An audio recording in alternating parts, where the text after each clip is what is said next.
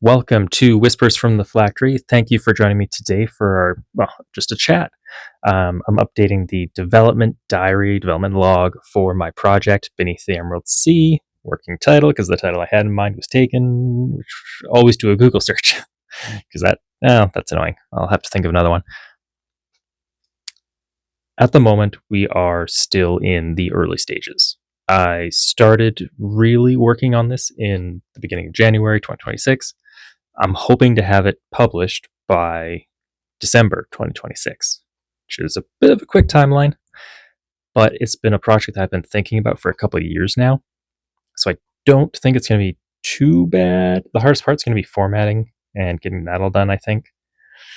So I want to have the book written by, I don't know, end of April, end of May, and then everything else past that is editing and layout. So where is it at right now?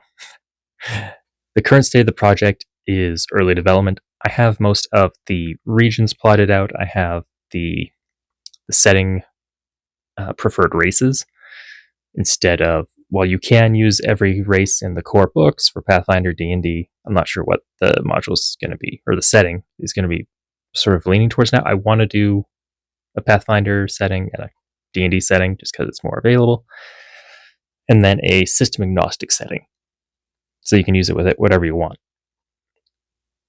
But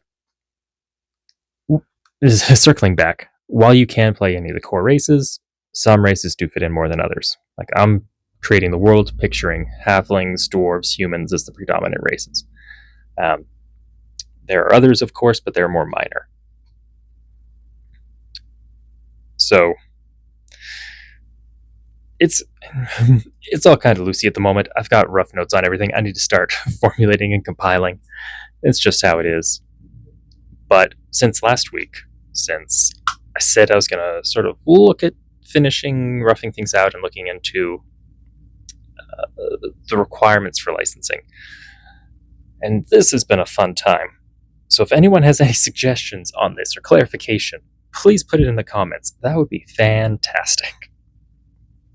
Essentially, I looked into Paizo's for Pathfinder 2nd Edition, their compatibility, and the Orc license. And I also looked into Wizards of the Coast, the D&D 5th Edition license, not 5.5. I don't have any of the books for 5.5. And if I was going to play 5th Edition, I would play the 2014 version. I have those books. They're over there. So I was actually really surprised that after the debacle of the OGL a couple of years ago, it seems like the D&D license is now easier to use than the Pathfinder license, just because it's all under Creative Commons 4.0. And while sure, you get bare bones mechanics and you can't really reference any of the existing things in Dungeons and Dragons, for my project where I'm wanting to create everything sort of from scratch anyway, that isn't a big problem. I need to provide the attribution in the copyright page, but beyond that, it's fine. So that's pretty neat. It just requires a disclaimer. Well, a short disclaimer. Looking at Paizo and Pathfinder, it requires the Orc license, which I sort of need to figure out, and I need to look at some samples of other books that were published for Pathfinder Compatible, and then Pathfinder Compatible has its own mini license requirement to just have the logo saying this works with Pathfinder. So I looked into both of those. The Orc license I need to look at more. It's confusing. I'm not really sure. I want to publish for Pathfinder. I just need to look at it more. I need to look at some people's samples on TTRPG. That's where I got with that. I didn't get too much refining done on the regions this week. I ended up being busier than I wanted to be. I thought about some more of the creatures. I right now have, what is it? I want to say 20 to 25 creatures for the bestiary, which I think is going to be good. I might even cut it back a little bit because each of these creatures I want to have multi-level versions of to fit different scales throughout the adventure party's career. So I might cut it back just to 20. I want to have an even number for each of the regions, and I have 3 key regions that I want to. Oh no, I have 4 key regions. Yeah, I have 4 that I want to cover in the source book. So 5 creatures a region. That seems so small, even if one has multiple. Even if one has 3 variants for different levels, that still seems really small. I'll just need to see how I feel about it when I start filling out the book, and if I need to make more, then I'll make more. But that's where that's sitting right now. So the regions got a little bit of work done, not a ton. I still have a bunch of loose notes. Creatures, I have a bunch of jotted down notes. I haven't started making any stat blocks yet, although I don't particularly see that as being an issue, just because I don't mind making creature stat blocks. I've done it for years. And yeah, I think that's all that's changed since last week. I haven't done any formatting, anything like that, because that's nowhere near ready. Part of the process that I'm wrestling with on the design side is I want to make each region unique and distinct, and then having sub-regions within that. So for the Emerald Sea, I have the forests, I have the spires, the mountain spires, I have the sort of plateaus where the cities are, and then I have the underground. And I want each of those to have 3 to 4 subregions.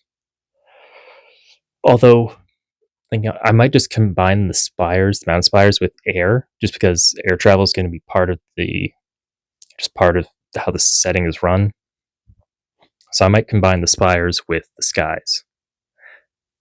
I'm not sure about that yet. That's something I need to think about. So, yeah, I know this is all. If you're listening to this, great, thank you. If you're enjoying it, leave a like and a comment about, well, how I can do better on this video, or just what you're interested in about this project. And I know I haven't shared too much, but that's because I don't want to get too much out of my brain and then have it be like, oh, I talked about it, it's good, I don't have to work on it anymore. No, I don't want to do that. I want to just get it down, get it out. But how long have I been rambling? It's been about 8 minutes since I've been rambling here. So I'm going to wrap it up with what I'm working on next. So this upcoming week, I want to take a look at some third-party material to see their licensing page and how that's laid out, what sort of attribution they give for Pathfinder and D&D, just to make sure I kind of have the right info in my head. I want to finalize the regions and the sub-regions. And if I have time, I want to finalize the creature list, or the bestiary.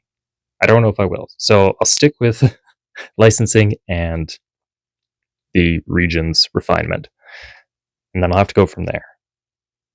But I mean, that's where it is. That is everything as of the end of January. So if you're working on something similar, or you've wrestled with some of the same design questions I am, I'd love to hear how you approach them. Not really like just a flat answer, more just perspectives on how you solved it. Of course, answers do help too, but teaching a man to fish feeds him for a lifetime. And the way we grow is by getting more and more perspectives. So I just want to gather as much as possible. Anyway, thank you for sitting down with me today and for checking in on how this is doing. I will see you guys next week for update number 3. Peace.